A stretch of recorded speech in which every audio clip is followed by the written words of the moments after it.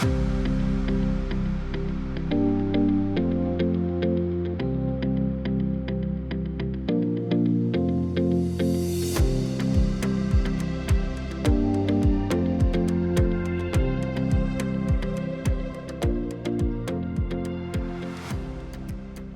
to Day 58 on the Trail.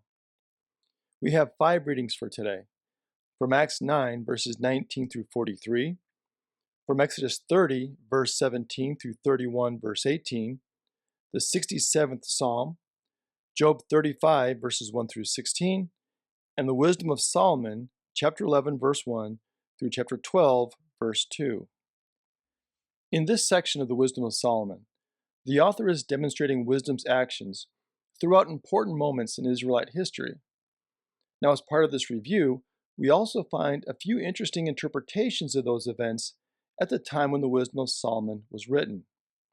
For example, regarding the plagues of Egypt, we find in Wisdom chapter 11, verse 6, "Instead of the fountain of an ever-flowing river, stirred up and defiled with blood and rebuke for the decree to kill the infants, you gave them abundant water unexpectedly, showing by their thirst at the time how you punished their enemies." While not mentioned directly in Exodus 7, here we find that the plague of turning the Nile to blood was directly related to the murder of the Hebrew male children when Pharaoh commanded that they be cast into the Nile in Exodus 1. Also, we find that the author of the Wisdom of Solomon believed that the plagues were designed by God to punish the Egyptians based upon their worship of what he calls irrational creatures. The author also points out that God could have eliminated the Egyptian control over the Hebrews with a single blow. But instead, we find a powerful statement of God's mercy and love for his creation. In Wisdom 11, beginning in verse 26, "You spare all things, for they are yours, O Lord, you who love the living. For your immortal spirit is in all things. Therefore you correct, little by little, those who trespass. And you remind and warn them of the things through which they sin, so that they may be freed from wickedness and put their trust in you, O Lord." In Job chapter 35, we have the continuation of Elihu's argument against Job. In Job 35, verse 6, he says, "If you have sinned, what do you accomplish against him?" Speaking of God. "And if your transgressions are multiplied, what do you do to him? If you are righteous, what do you give to him? Or what does he receive from your hand? Your wickedness affects others like you, and your righteousness other human beings." I find this argument made by Elihu interesting. It seems that he is suggesting that God is not personally impacted by evil or righteousness. Since God is the creator of the entire universe and therefore sovereign and omnipotent, our actions, good or evil, will ultimately not affect him.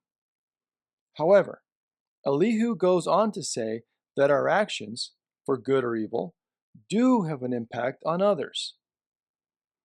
I believe this is where Elihu's argument may have a flaw.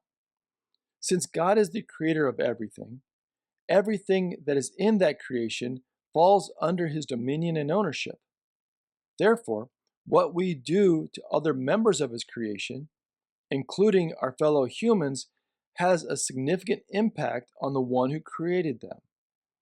For example, take the story of the conversion of Saul along the road to Damascus from Acts 9, which we explored in Day 57. Jesus says to Saul, "Why do you persecute me?"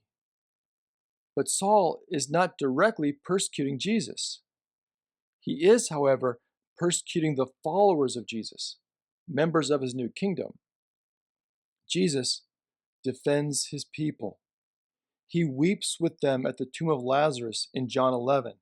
He mourns for the people of Jerusalem who do not recognize him as he enters the city from the Mount of Olives in Luke 19. And he celebrates their faithfulness, as we will see in the story of the Canaanite woman in Matthew 15. As we have seen in our exploration of the scriptures so far, God desires to be with his people and to be an active part of his creation. Therefore, if God is indeed with us, how we treat his creation, including each other, matters deeply. And finally, from Exodus chapter 31, beginning in verse 18, when God finished speaking with Moses on Mount Sinai, he gave him the 2 tablets of the covenant, tablets of stone, written with the finger of God. According to most scholars, these 2 tablets contained 2 complete copies of the law. They were not split. That is, there weren't several commands on each, or 5 on one tablet and 5 on the other, as is commonly assumed. Instead, just as is common with contracts that we sign today, both parties who are involved in the contract or covenant or treaty receive a separate copy. However, in this case, God gives Moses both copies to be stored in the Ark of the Covenant. Why? Well, I believe there are 2 reasons. First, God does not need a hard copy of the covenant to be reminded of its stipulations. God can always be trusted to keep his promises. Second, and perhaps more importantly, the entire point of the Ark of the Covenant and the tent of meeting which houses it is to remind the people that God will indeed be with them. Therefore, what better place to store God's copy of the covenant than the place where God promises to be with them? Thank you for joining us today. Until next time, stay on the trail.